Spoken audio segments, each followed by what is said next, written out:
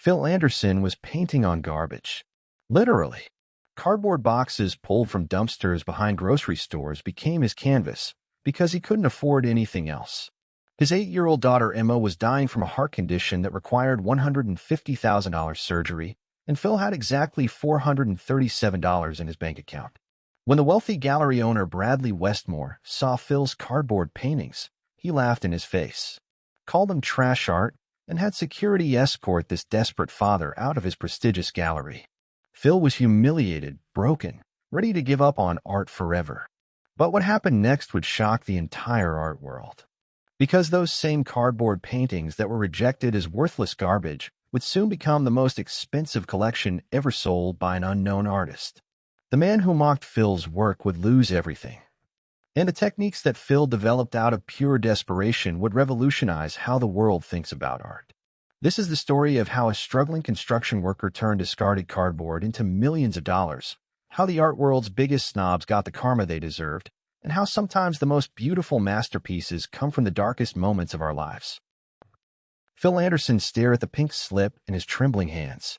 23 years old when he started swinging hammers, 11 years building everything from office complexes to family homes. Now at 34, the construction company that had been his whole world was closing its doors forever. The letter was cold and impersonal. Budget cuts. Economic downturn. Effective immediately. Phil crumpled the paper and shoved it into his jacket pocket, the same jacket that still smelled like sawdust and honest work. His daughter Emma sat at their kitchen table, her small fingers wrapped around a crayon as she colored in a coloring book. At 8 years old, she had her mother's bright eyes and stubborn streak. But those same eyes that sparkled with life carried a secret that kept Phil awake every night. Emma had been born with a rare heart condition. The doctors called it complex congenital heart disease. Phil called it a ticking time bomb in his daughter's chest. She needed surgery, and not just any surgery. The kind that cost $150,000. The kind that insurance companies found creative ways to deny.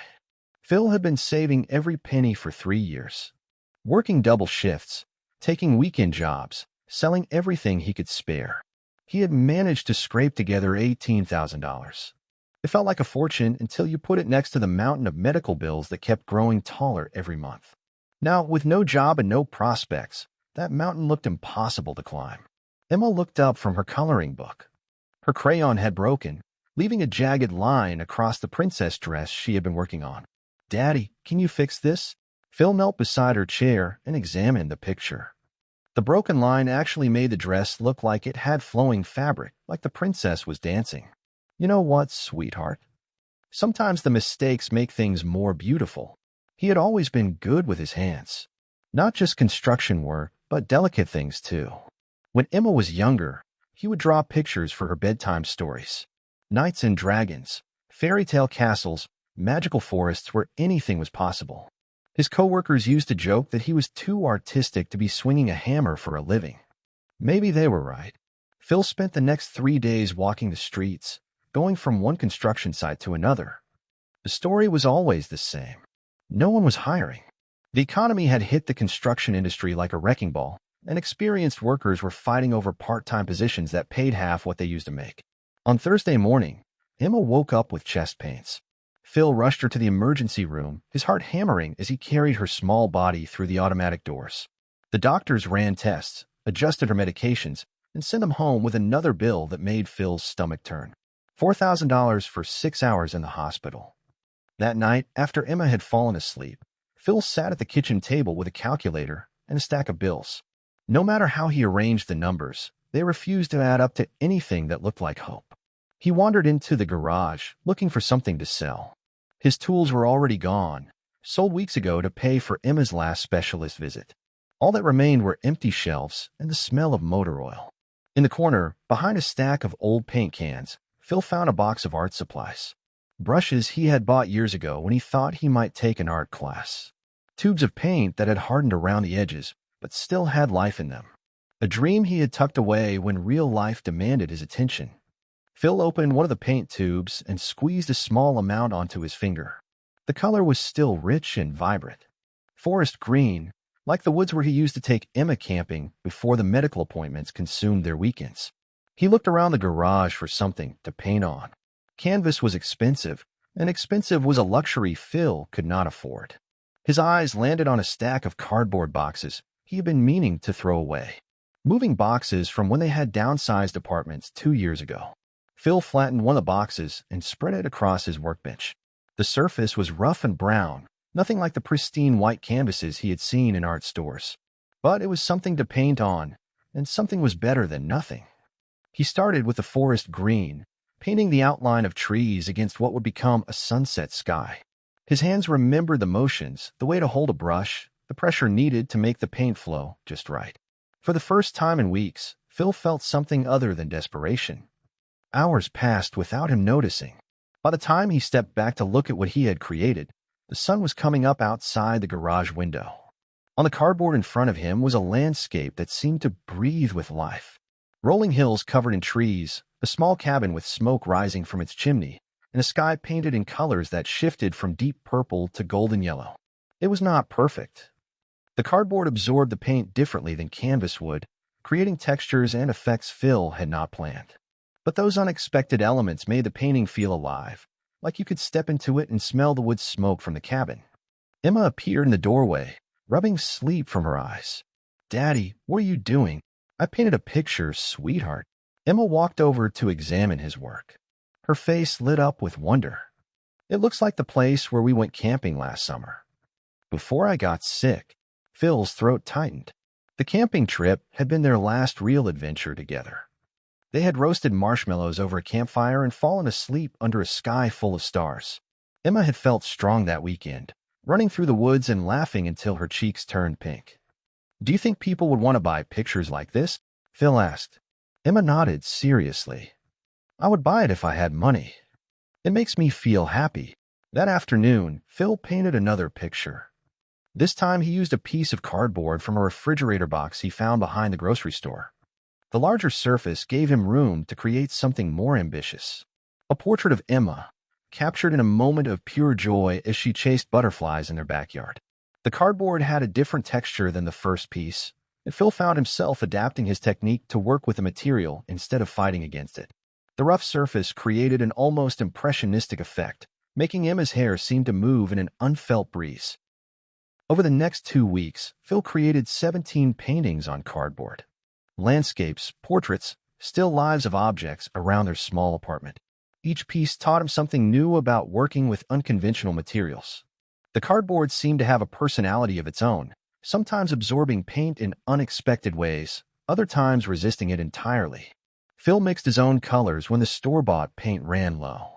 Coffee grounds created rich browns. Crushed flower petals from Emma's small garden made delicate pinks and purples. Charcoal from their fireplace provided deep blacks and grays. These homemade pigments behaved differently than commercial paints, creating effects that Phil had never seen before. The paintings were beautiful, but beauty did not pay medical bills. Phil needed to find a way to sell his work, and that meant approaching people who understood art. People with money and connections. People like Bradley Westmore. Bradley Westmore owned the most prestigious art gallery in the city. The Westmore Gallery occupied an entire building downtown, its windows displaying paintings that cost more than most people made in a year.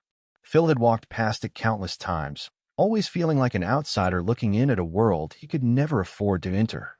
But desperation makes people brave in ways they never expected. Phil carefully loaded his best 5 paintings into the back of his truck. The cardboard pieces were fragile, and he wrapped each one in old sheets to protect them during the drive downtown. Emma sat in the passenger seat, wearing her best dress for the occasion. "Are you nervous, Daddy?" Phil's hands were shaking as he gripped the steering wheel. "A little bit, sweetheart.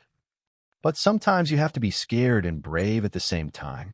The Westmore Gallery was even more intimidating on the inside than it appeared from the street.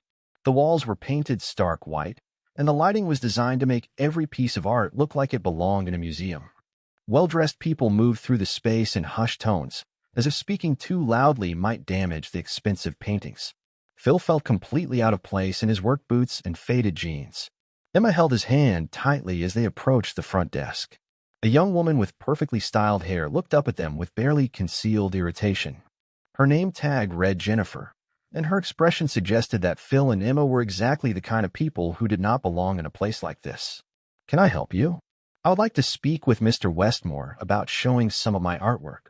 Jennifer's eyebrows rose in a way that managed to be both surprised and condescending.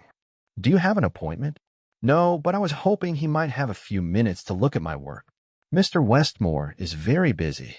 He only meets with established artists or collectors." Phil felt his face flush with embarrassment, but Emma squeezed his hand encouragingly. "Could you at least ask him? It would mean a lot to us." Jennifer sighed dramatically, as if Phil had asked her to move a mountain. "Wait here." She disappeared through a door marked private, leaving Phil and Emma standing in the middle of the gallery. Other visitors glanced at them curiously, and Phil became acutely aware of how out of place they looked. After what felt like an eternity, Jennifer returned with a man who could only be Bradley Westmore. He was tall and thin, with silver hair styled in a way that probably cost more than Phil spent on groceries in a month. His suit was perfectly tailored, and he wore the kind of confident smile that came from never having to worry about money. "I understand you have some artwork you would like me to see." Phil nodded eagerly. "Yes, sir. I brought my 5 best pieces. I know they are not painted on traditional canvas, but I think you will find them interesting." Bradley's smile became slightly strained. "What are they painted on?" "Cardboard. I know it sounds unusual, but the results are really beautiful. I have developed techniques that work specifically with the material, and I think the textures and effects are quite unique." The smile disappeared from Bradley's face entirely. "Cardboard. Yes, sir. I know it is not conventional, but art is about creativity and vision, right? The surface should not matter if the work has quality." Bradley looked at Phil as if he had just suggested painting on garbage. "Mr. Anderson, is it? Let me save us both some time. This is a serious gallery that represents serious artists. We do not deal in hobby crafts or novelty items. Painting on cardboard is not art. It is something children do at summer camp." Phil felt his face burning with humiliation, but he pressed on. "Sir, if you could just look at the paintings, I think you would see that they have real artistic merit. My daughter needs surgery, and I am hoping to sell some pieces to help pay for her medical bills." Bradley's expression hardened even further. "That is very sad, Mr. Anderson, but charity cases are not my business. This gallery has a reputation to maintain. We cannot have people thinking we represent amateur hour just because someone has a sob story." Emma tugged on Phil's sleeve. "Daddy, maybe we should go." But Phil was not ready to give up. Not when Emma's life depended on finding a way to make money from his art. "Mr. Westmore, please. Just look at one painting. If you do not think it has value, I will leave and never bother you again." Bradley glanced at his expensive watch with exaggerated impatience. "Fine. Show me your cardboard masterpiece. But make it quick." Phil carefully unwrapped his favorite painting, the landscape he had created that first night in the garage. The cardboard had aged slightly, giving it an even more interesting patina. The colors seemed to glow under the gallery's professional lighting. Bradley barely glanced at it before shaking his head. "This is exactly what I expected. Amateur work on amateur materials. The composition is pedestrian, the technique is sloppy, and painting on cardboard makes it look like something you would find at a garage sale." Phil's heart sank, but he tried one more time. "Sir, I understand your concerns about the material, but could you look at the actual artistry? The way the light plays across the landscape, the depth and emotion in the piece." Bradley laughed, but there was no humor in it. "Mr. Anderson, I have been in this business for 30 years. I know real art when I see it, and this is not it. This is trash art. Literally. You are painting on garbage and expecting me to treat it like it belongs in a museum." The words hit Phil like physical blows. Around them, other visitors had stopped to watch the scene unfold. Phil could feel their stares, their judgment, their pity. "Security," Bradley called out. "Please escort Mr. Anderson and his daughter out of the building. Make sure they understand they are not welcome back." 2 uniformed guards appeared as if they had been waiting for this moment. Phil quickly wrapped up his painting, his hands shaking with humiliation and rage. "Daddy," Emma whispered, "are we in trouble?" "No, sweetheart. We are just leaving." As the security guards escorted them toward the exit, Bradley called out one final insult. "Mr. Anderson, let me give you some free advice. Find a real job and stop wasting your time with this cardboard nonsense. Art is for people with talent and education, not construction workers with delusions of grandeur. The entire gallery had gone silent, watching Phil's humiliation play out like entertainment. Phil's face burned with shame as he carried his wrapped paintings out of the building. Emma's small hand still clutched in his free hand. They sat in the truck for a long time before Phil trusted himself to drive. Emma was unusually quiet, processing what she had witnessed. "Daddy, that man was mean." Phil nodded, not trusting his voice. "Your paintings are beautiful." He was wrong. Phil looked at his daughter, this brave little girl who faced her own battles every day with more courage than he felt right now. "Thank you, sweetheart." Sometimes people do not understand something new or different, but as they drove home, Phil could not shake Bradley's words. Trash art, painted on garbage, delusions of grandeur. Maybe the man was right. Maybe Phil was fooling himself into thinking he could make money as an artist. Maybe he should accept that some dreams were meant to stay dreams.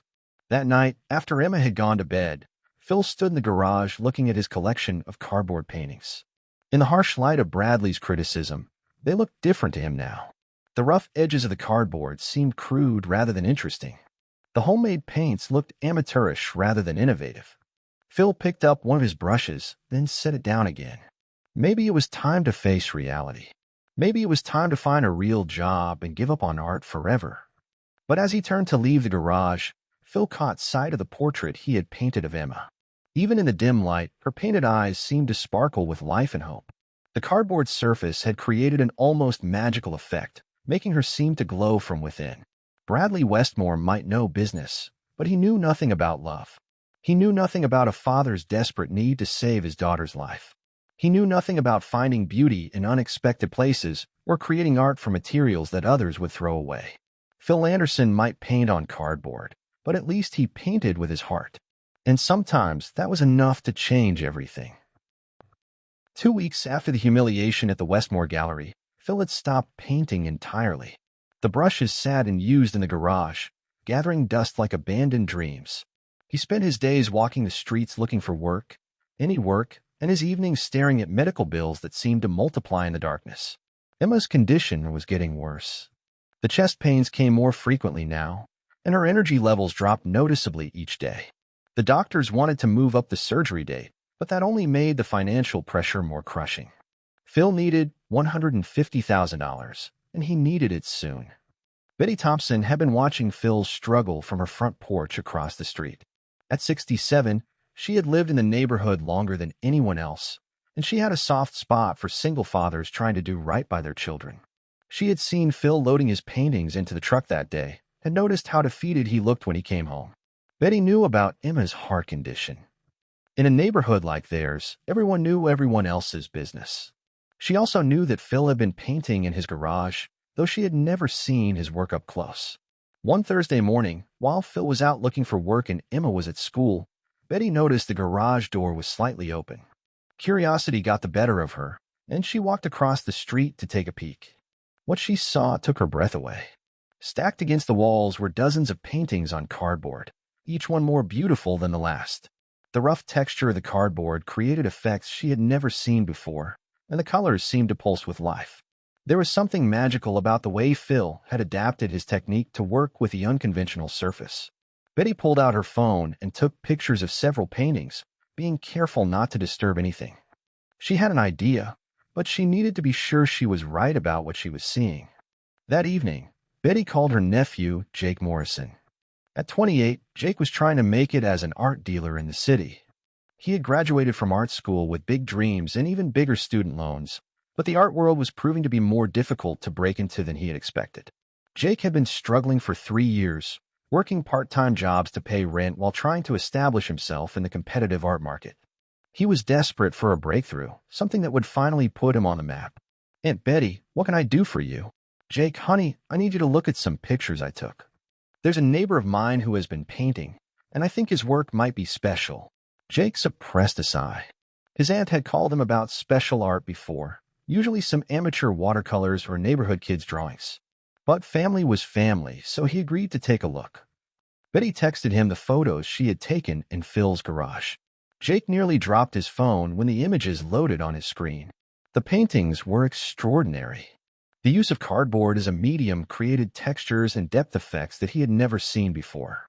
The colors were rich and vibrant, with an almost luminous quality that seemed to make the paintings glow. More importantly, Jake recognized the commercial potential immediately. The art world was always hungry for the next big thing, and unconventional mediums were particularly trendy right now. These cardboard paintings could be marketed as revolutionary, as a new form of urban art that challenged traditional boundaries. Jake's mind started racing with possibilities. If he could get his hands on these techniques, if he could figure out how the artist achieved these effects, he could potentially make a fortune. And Betty, these are actually quite interesting. Very unique technique. What do you know about the artist? His name is Phil Anderson. He's a single father, used to work construction. His little daughter Emma has a heart condition and needs expensive surgery. Phil's been trying to sell his paintings to pay for it, but he's not having any luck. Jake felt a twinge of sympathy, but was quickly overwhelmed by excitement. A desperate artist was perfect for his purposes. Desperate people made poor business decisions. I'd like to meet with him, maybe help him out. Could you arrange that? Oh, Jake, that would be wonderful. Phil could really use someone with your expertise. Betty was thrilled. She had always believed that good things happen to good people, and Phil Anderson was one of the best men she knew. Finally, someone was going to recognize his talent, help him get the money Emma needed for her surgery.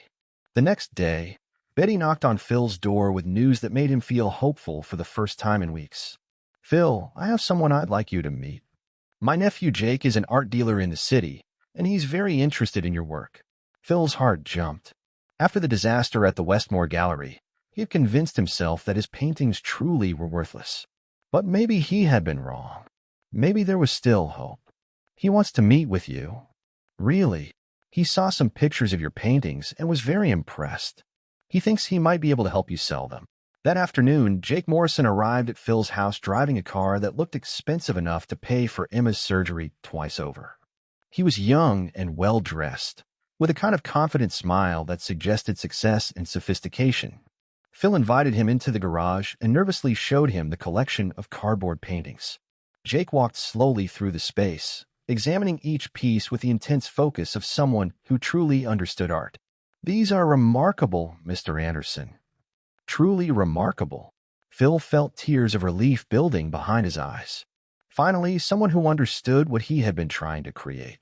I've developed some unique techniques for working with cardboard.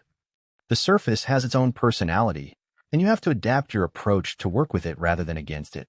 Jake nodded enthusiastically. That's exactly what makes this work so special. You've created something completely new. The art world is always looking for innovation, and this definitely qualifies. Do you think people would buy them? Absolutely. In fact, I like to represent you. Help you get these pieces in front of the right buyers. Phil could hardly believe what he was hearing.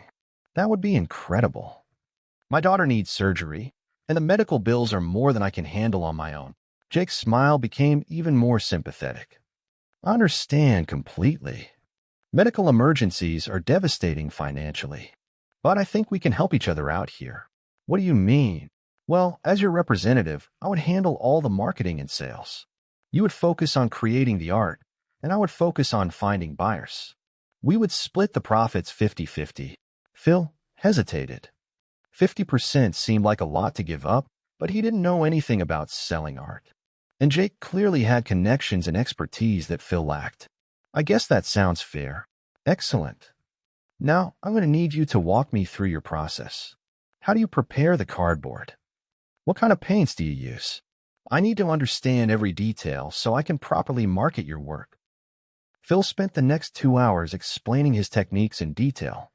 How he found the best cardboard behind grocery stores and electronics retailers. How he prepared the surface with a thin coat of diluted paint to create the right texture. How he mixed his own pigments using coffee grounds, flower petals, and charcoal to create colors that behaved differently than commercial paints. Jake took careful notes, asking detailed questions about every aspect of the process.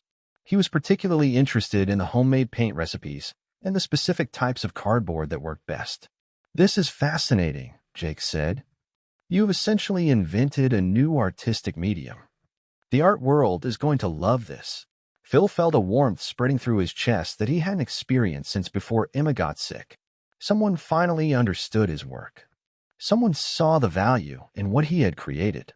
"I'd like to take a few pieces with me," Jake continued. "I have some contacts who would be perfect for this type of work. Collectors who specialize in innovative techniques and unconventional materials." Phil carefully selected 3 of his best paintings: the original landscape that had started everything, a portrait of Emma, and a still life that showcased the unique textural effects he could achieve with cardboard. "I'll be in touch soon," Jake promised as he loaded the paintings into his car. "This is going to be the beginning of something big for both of us."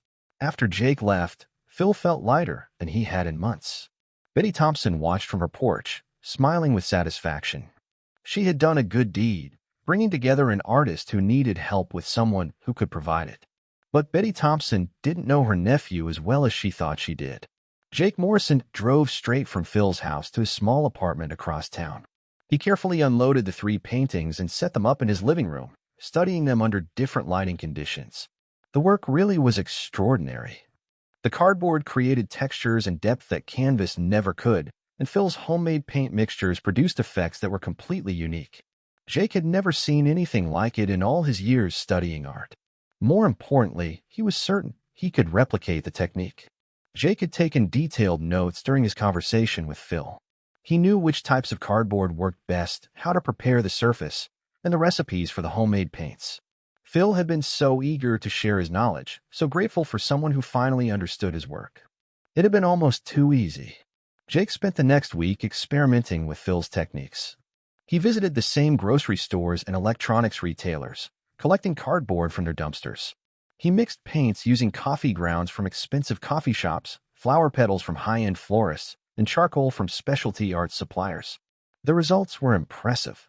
Jake's reproductions captured most of the visual effects that made Phil's work so striking. They weren't quite as magical as the originals, but they were close enough that most people would never notice the difference. Jake created 15 paintings using Phil's stolen techniques. Then he made a phone call that would change everything. "Bradley, it's Jake Morrison. I have something I think you're going to want to see." Bradley Westmore remembered Jake from art school. The young man had been persistent in trying to get gallery representation, but his previous work had been uninspired and derivative. Bradley had dismissed him as another wannabe artist without the talent to make it in the real world. "Jake, I thought I told you to call when you had something worth showing." "I do. I've developed a revolutionary new technique that creates incredible effects using unconventional materials. It's urban art that challenges traditional boundaries while maintaining serious artistic merit." Bradley was intrigued despite himself.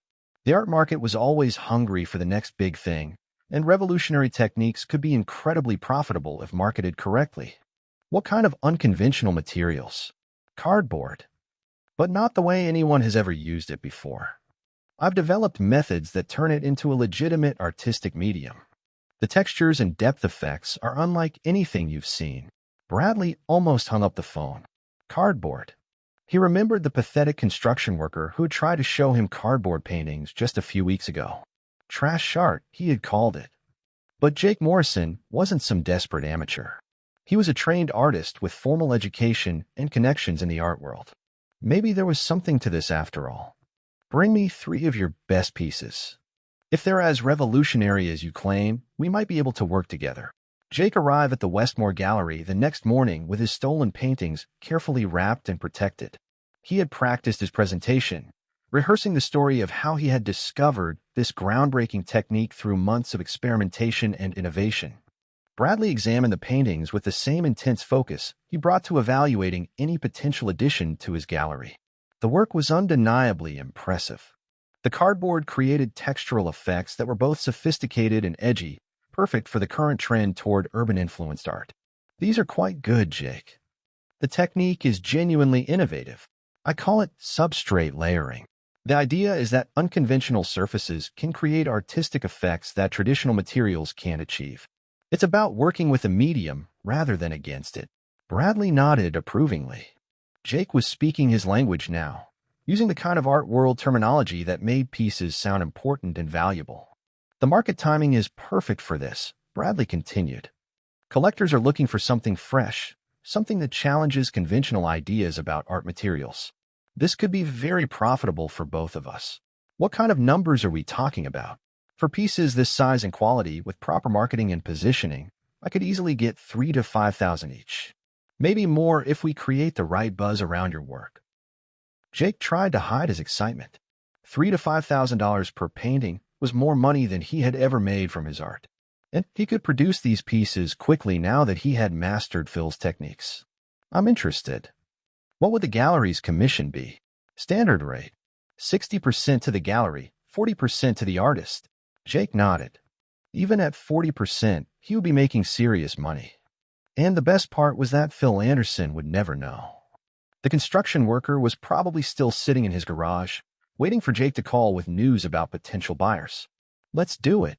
Bradley and Jake shook hands, sealing a partnership built on stolen creativity and betrayed trust. Over the next month, Jake produced 25 paintings using Phil's techniques. He had refined the process, making small improvements that allowed him to work faster without sacrificing quality. The paintings were displayed prominently in the Westmore Gallery's main showroom, marketed as the revolutionary work of an emerging artist who was pushing the boundaries of contemporary art. The response was immediate and overwhelming. Art collectors who had been looking for the next big trend found exactly what they wanted in Jake's substrate layering technique. The paintings sold as fast as Bradley could hang them, with some pieces going for as much as $8,000. Jake Morrison was suddenly the hottest new artist in the city. Art magazines wanted to interview him about his innovative techniques. Other galleries tried to poach him from Bradley. Collectors competed to add his work to their private collections. Meanwhile, Phil Anderson sat in his garage every night, staring at his remaining cardboard paintings and wondering why Jake Morrison never called. Emma's condition continued to deteriorate, and the medical bills kept piling up. Phil had sold a few pieces to neighbors and friends for small amounts, but nothing that made a real dent in the money he needed for Emma's surgery. Betty Thompson asked about Jake's progress every few days. He said he was working on finding buyers. Phil would tell her, "I'm sure he'll call soon." But weeks turned into a month, and still no word from the young art dealer who had seemed so enthusiastic about Phil's work. Phil began to suspect that Jake had simply lost interest, that his paintings weren't as special as the young man had initially thought. It was disappointing, but Phil had learned not to get his hopes up too high when it came to his art. What Phil didn't know was that his stolen techniques were making Jake Morrison rich and famous while Emma's heart condition grew more critical with each passing day. The betrayal was complete, and the consequences were about to become devastating. Emma collapsed at school on a Tuesday afternoon. Phil received the call while he was unloading trucks at a temporary job that paid minimum wage and offered no benefits. He dropped everything and raced to the hospital, his heart hammering with terror. The doctors were blunt. Emma's heart was failing faster than they had expected. She needed surgery within the next 2 weeks, or they might lose her entirely.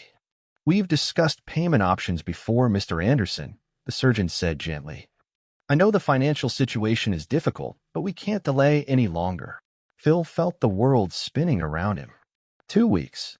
He needed $150,000 in 2 weeks, and he had exactly $437 in his bank account. That night, Phil called Jake Morrison for the first time since their initial meeting. The phone rang 6 times before Jake answered. "Phil, huh? How are things going?" "Not good, Jake. Emma's condition has gotten worse. She needs surgery in 2 weeks, and I still don't have the money. Have you had any luck finding buyers for my paintings?" There was a long pause on the other end of the line.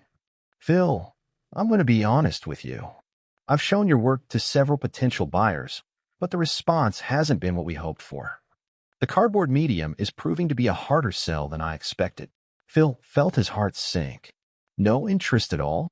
"There's been some interest, but not in the price range we were hoping for. The art market can be unpredictable. Jake, I'm desperate here. Emma is running out of time. Would you be willing to take a smaller commission if it means we can sell the pieces faster? Even if I only get a few $1,000s, it would help with the medical bills." "Phil, I understand you're under pressure, but we can't panic and undersell your work. That would damage your reputation as an artist in the long term." Phil wanted to scream. He didn't care about his long-term reputation as an artist. He cared about keeping his daughter alive. "What if I painted more pieces? I could work around the clock, create as many paintings as you think you can sell." "Phil, flooding the market would be a mistake. We need to be strategic about this. After the phone call ended, Phil sat in his garage surrounded by his cardboard paintings and felt more hopeless than ever. Jake Morrison was his last chance, and even that wasn't working out. What Phil didn't know was that Jake had just returned from a gallery opening where 3 of his stolen paintings had sold for a combined total of $22,000. Jake's share of the profits was nearly $9,000, more than enough to save him his life. But Jake Morrison wasn't thinking about Emma Anderson. He was thinking about his rising star in the art world, his growing reputation, and the money that continued to pour in from techniques he had stolen from a desperate father. The betrayal was deeper than Phil could have imagined, and the consequences were about to become a matter of life and death. 3 days after Phil's phone call, Jake Morrison was featured in Art Today magazine as one of the most promising emerging artists of the year. The article praised his innovative substrate layering technique and predicted that his work would only increase in value as his reputation grew. Jake framed the magazine cover and hung it in his apartment, right next to one of the paintings he had created using Phil Anderson's stolen techniques. Meanwhile, Phil Anderson sat in a hospital waiting room, holding his daughter's small hand as machines monitored her failing heart. The betrayal was complete, but the story was far from over. Detective Ray Cooper had seen every kind of fraud in his 15 years investigating white-collar crime, but art fraud held a special place in his heart. There was something particularly cruel about stealing creativity, about taking someone's artistic vision and profiting from it while the original creator struggled in obscurity. Ray had grown up in a family of artists. His mother was a sculptor, his father a painter, and his sister ran a small gallery that specialized in emerging local talent. He understood how devastating it could be when someone's artistic work was stolen or misrepresented. So when Betty Thompson called the police department asking to speak with someone about possible art theft, Ray took the call personally. "Ma'am, can you tell me what kind of art theft you're reporting?" Betty's voice was shaky with emotion. "Detective, I think my nephew might have stolen my neighbor's painting techniques. I introduced them because I thought Jake could help Phil sell his work, but now Jake is getting famous for the exact same style that Phil invented." Ray had handled enough fraud cases to know that family members were often the last to suspect their relatives of wrongdoing. But Betty Thompson sounded genuinely distressed, not like someone making accusations lightly. "Mrs. Thompson, I'd like to hear the whole story. Can we meet in person?" That afternoon, Ray Cooper sat in Betty Thompson's living room while she explained how she had introduced her nephew Jake Morrison to Phil Anderson, thinking she was helping both men. She showed him the original photos she had taken of Phil's work, along with recent pictures from Jake's gallery showings that she had found online. The similarities were impossible to ignore. "Mrs. Thompson, these techniques look identical. Has your nephew ever worked with cardboard before?" "Never. Jake went to fancy art school and always painted on expensive canvases. He used to make fun of unconventional materials, said they weren't serious art." Ray examined the photos more carefully. Not only were the techniques identical, but some of Jake's pieces were clearly reproductions of specific paintings he could see in Betty's photos of Phil's garage. "I need to speak with Mr. Anderson. Is he available?" Phil Anderson looked like a man who had aged 10 years in the past month. Dark circles under his eyes spoke of sleepless nights, and his clothes hung loose on a frame that had lost weight from stress. But when Ray explained why he was there, Phil's eyes showed the first spark of hope they had held in weeks. "Detective, I don't understand. How could Jake steal my techniques? He's representing me as an artist." Ray felt his stomach tighten. "Mr. Anderson, when was the last time you spoke with Jake Morrison?" "About a week ago. He said he was having trouble finding buyers for my work because the cardboard medium was hard to sell." Ray pulled out his phone and showed Phil several images from Jake's recent gallery exhibitions. "Mr. Anderson, do these look familiar to you?" Phil's face went white as he scrolled through the photos. "Those are my techniques. That's exactly how I prepare the cardboard, how I mix the paints. Some of these paintings look like copies of pieces I showed him." "Mr. Anderson, Jake Morrison has sold over 40 paintings using your techniques in the past 6 weeks. The total sales amount to approximately $320,000. Phil's legs gave out, and he sank into a chair. $300,000. But he told me there was no interest. He said the cardboard was too hard to sell. Ray had seen victims of fraud before, but rarely had he witnessed betrayal this personal and devastating. "Mr. Anderson, I believe Jake Morrison stole your artistic techniques and has been selling them as his own original work. This constitutes both intellectual property theft and fraud." Emma appeared in the doorway, looking frail in her school clothes. "Daddy, who is this man?" Phil's voice was barely a whisper. "Emma, this is Detective Cooper. He's here to help us." Ray's heart broke as he looked at the little girl. Betty had told him about Emma's heart condition, about how desperately Phil needed money for her surgery. "Mr. Anderson, I want you to know that we're going to do everything we can to make this right." Over the next 3 days, Ray Cooper built a case that was airtight. He interviewed Betty Thompson, documented the timeline of events, and gathered evidence of Jake's sudden shift from traditional painting to cardboard techniques immediately after meeting Phil. Ray also discovered something that made the case even stronger. Jake had been keeping detailed notes about Phil's techniques, including exact recipes for the homemade paints and specific instructions for preparing different types of cardboard. Jake had even written PA method at the top of several pages, clearly indicating that the techniques belonged to Phil Anderson. But the most damning evidence came from Jake himself. In his eagerness to promote his newfound success, Jake had given several interviews to art magazines and blogs. In these interviews, he claimed to have developed his substrate layering technique over many months of experimentation. He provided detailed explanations of his process that matched Phil's methods exactly. Ray compared the dates of these interviews with the timeline of Jake's meeting with Phil. Jake had claimed months of development for techniques he had learned in a single afternoon. Ray also investigated the sales records from the Westmore Gallery. Bradley Westmore had been keeping meticulous records of Jake's sales, including detailed descriptions of each piece and the prices they commanded. Some paintings had sold for as much as $12,000. The total confirmed what Ray had told Phil: over $300,000 in sales from stolen techniques. Ray presented his findings to the district attorney's office, and within hours, warrants were issued for the arrest of Jake Morrison on charges of intellectual property theft, fraud, and conspiracy. Ray decided to deliver the news to Phil personally. "Mr. Anderson, we're going to arrest Jake Morrison this afternoon. The evidence is overwhelming." Phil looked stunned. "What happens next?" "Jake will be charged with multiple felonies. If convicted, he could face up to 5 years in prison. But more importantly for your situation, there are laws that protect victims of intellectual property theft." "What kind of laws?" "When someone profits from stolen creative work, the victim is entitled to compensation. Not just the return of stolen property, but damages for lost income and suffering." Phil's voice was barely audible. "How much compensation?" "Mr. Anderson, under intellectual property law, you're entitled to all profits that Jake Morrison made using your techniques. All of it, plus additional damages for the harm caused by the theft." Phil stared at Ray in disbelief. "All the profits? The $300,000? Every penny? And possibly more? When we add in damages for emotional distress, loss of reputation, and the harm caused to your daughter's medical situation, the total could be significantly higher." For the first time in months, Phil Anderson began to cry. But these weren't tears of desperation. They were tears of relief, of hope, of justice finally arriving when it was needed most. Jake Morrison was arrested at his apartment that evening, surrounded by paintings created using Phil's stolen techniques. His shock was genuine when Detective Cooper explained the charges. "This is ridiculous," Jake protested as handcuffs were placed on his wrists. "You can't own a painting technique. Art builds on previous art. This is how creativity works." Ray had heard this defense before from white-collar criminals trying to justify their actions. "Mr. Morrison, you didn't build on previous art. You stole specific proprietary methods from a man who trusted you to help him. You copied his exact processes and represented them as your own original innovations. I improved on his methods. I refined them.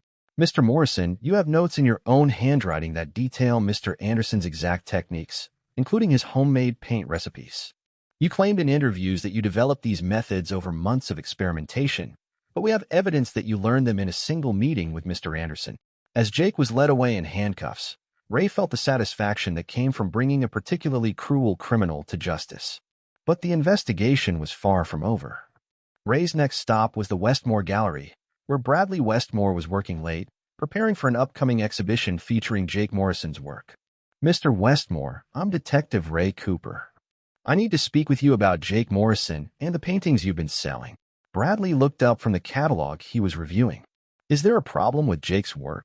"Mr. Westmore, Jake Morrison has been arrested for intellectual property theft and fraud. The techniques he's been using were stolen from another artist. Bradley's face went pale. That's impossible. Jake developed those techniques himself. He explained the whole process to me. Ray showed Bradley the evidence he had gathered, photos of Phil's original work, the timeline proving Jake's theft, and Jake's own notes documenting the stolen techniques. Mr. Westmore, not only did Jake Morrison steal these techniques, but he sold them through your gallery while the original artist's daughter was dying from a heart condition that required expensive surgery. Bradley sank into his chair as the implications became clear. Detective, I had no idea. Jake told me he had developed these methods through his own experimentation. Mr. Westmore, ignorance might be a defense for moral responsibility, but it's not a defense for legal responsibility. You profited from the sale of work created using stolen techniques. Under the law, those profits belong to the original artist. What does that mean for me? It means that every painting Jake Morrison created using stolen techniques, every dollar you made from those sales, belongs to Phil Anderson. You're going to have to return every penny.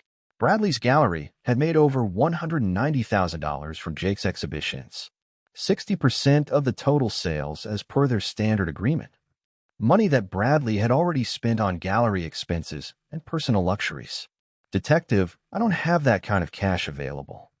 The money has been reinvested in the business. Mr. Westmore, that's your problem to solve. The law is clear. Profits from stolen intellectual property must be returned to the victim, regardless of the financial hardship it causes to those who profited from the theft. Ray had one more revelation that made Bradley's situation even worse. Mr. Westmore, do you remember a man named Phil Anderson who came to your gallery about 2 months ago? Bradley thought for a moment, then his face showed recognition. The construction worker with the cardboard paintings. I threw him out for wasting my time. Mr. Westmore, that was the same Phil Anderson whose techniques Jake Morrison stole. You humiliated the original artist, called his work trash art, then unknowingly made a fortune selling stolen versions of the same techniques. The irony was devastating. Bradley had rejected Phil's work as worthless amateur trash, then made hundreds of thousands of dollars selling stolen copies of the same techniques he had mocked. Detective, surely there's some kind of mistake here. No mistake, Mr. Westmore. You're going to return every dollar you made from Jake Morrison's stolen work. And given the circumstances of how you treated the original artist, I suspect Mr. Anderson's lawyers will be seeking additional damages for emotional distress and lost opportunities. Over the next week, the art fraud case exploded into local and national news. The story had everything: stolen creativity, a sick child, betrayal by family connections, and cosmic justice for a gallery owner who had humiliated the very artist whose work made him rich. Art Today magazine, which had featured Jake Morrison on its cover just weeks earlier, now ran a story about the biggest art fraud case in years. The magazine interviewed Phil Anderson, finally giving him the recognition that should have been his from the beginning. I never wanted to be famous, Phil told the reporter. I just wanted to pay for my daughter's surgery. But maybe something good can come from this terrible situation. Maybe other artists will be protected from people who would steal their work. The legal proceedings moved quickly. Jake Morrison's lawyer advised him to plead guilty in exchange for a reduced sentence.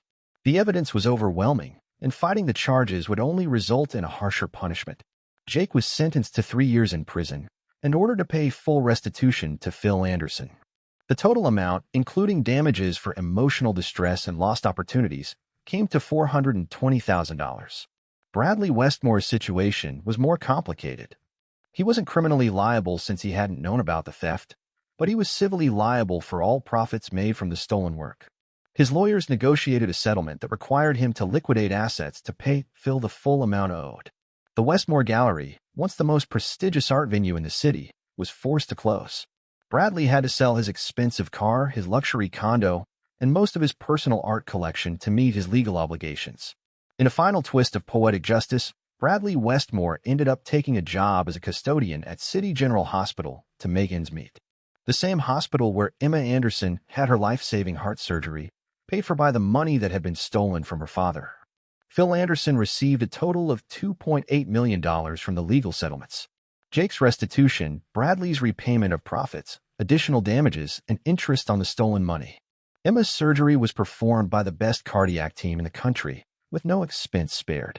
The operation was a complete success, and doctors predicted that she would live a completely normal, healthy life.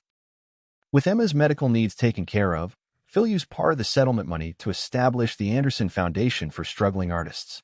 The foundation provided grants and support for artists facing financial hardship, ensuring that no one else would have to choose between their art and their family's well-being. Phil also opened the Cardboard Canvas Studio, a legitimate art school where he taught his revolutionary techniques to other artists. But unlike Jake Morrison, Phil shared his knowledge freely, helping others develop their own unique approaches to unconventional art materials. The studio became hugely successful, attracting students from around the world who wanted to learn from the man who had turned discarded cardboard into high art. Betty Thompson, who had unknowingly facilitated the theft by introducing Jake to Phil, was devastated by her nephew's betrayal. But she found redemption by becoming Phil's business partner in the art studio, using her connections in the community to help promote legitimate artists. 6 months after the arrests, Phil Anderson's work was featured in a major exhibition at the Metropolitan Museum of Art. The exhibition was titled Beauty from Discarded Dreams, the Phil Anderson Collection, and it drew record crowds of people who wanted to see the cardboard paintings that had changed the art world. Standing in the museum next to his work, Phil watched Emma run excitedly from painting to painting, her healthy heart pumping strong and steady in her chest. She wore a dress made from fabric painted with cardboard-inspired patterns, a gift from one of the many supporters who had followed their story. "Daddy, look at all these people who came to see your paintings." Phil smiled as he watched visitors examining his work with the same intensity that Bradley Westmore had once reserved for million-dollar masterpieces. Children pressed their faces close to the cardboard surfaces, marveling at the textures and effects that Phil had discovered in his desperate search for hope. "Emma, do you remember what I told you about mistakes making things more beautiful?" Emma nodded seriously. "Sometimes the broken parts are what makes something special." "That's right, sweetheart. Sometimes the worst things that happen to us lead to the most beautiful outcomes." In the corner of the exhibition hall, Phil noticed a familiar figure. Bradley Westmore stood alone, wearing a simple work uniform instead of his expensive suits. He was staring at one of Phil's paintings with an expression of profound regret. Phil walked over to his former tormentor. "Hello, Bradley." Bradley looked startled, then deeply ashamed. "Phil, I don't know what to say. What I did to you that day in the gallery was unforgivable. You were protecting what you thought was valuable art. You just didn't recognize it when it came from an unexpected source. I cost you months of suffering. I humiliated you when you were trying to save your daughter's life." Phil looked at Bradley for a long moment, this man who had called his work trash art and had him escorted out by security. The man whose greed and prejudice had led to his financial ruin. "Bradley, I forgive you." Bradley's eyes filled with tears. "How can you forgive me after everything I put you through?" "Because holding on to anger would make me like the person you used to be. And because sometimes people need a second chance to become who they're supposed to be." Phil pulled out a business card for his art studio. "If you ever want to learn about real art, about creating instead of just selling, you're welcome at my school." As Phil walked back to Emma, he felt the weight of justice finally balanced with mercy. Jake Morrison was paying for his crimes in prison, but he would eventually have a chance to rebuild his life and make better choices. Bradley Westmore had lost his wealth and status, but he had gained something more valuable, the opportunity to discover what really mattered. Phil Anderson's cardboard paintings hung in museums around the world, but more importantly, his techniques were being taught freely to anyone who wanted to learn. The methods that had been stolen and sold for hundreds of thousands of dollars were now available to struggling artists everywhere, shared openly and without greed. Emma Anderson grew up healthy and strong, surrounded by art and creativity, knowing that her father had turned their darkest moment into something beautiful that would help families for generations to come. And in galleries and studios around the world, artists worked with cardboard and unconventional materials, pushing the boundaries of what art could be. Inspired by a construction worker who had refused to let other people define the value of his dreams. Sometimes justice comes in the form of handcuffs and prison sentences. Sometimes it comes in the form of financial ruin for those who profit from others' suffering. But the most beautiful justice comes when someone who has been knocked down gets back up and uses their pain to create something that makes the world a little better than it was before. Phil Anderson had painted his way from desperation to hope, from humiliation to recognition, from stolen dreams to justice served. And he had done it all on cardboard that other people had thrown away, proving that the most valuable art comes not from expensive materials, but from the courage to create beauty in the darkest moments of our lives.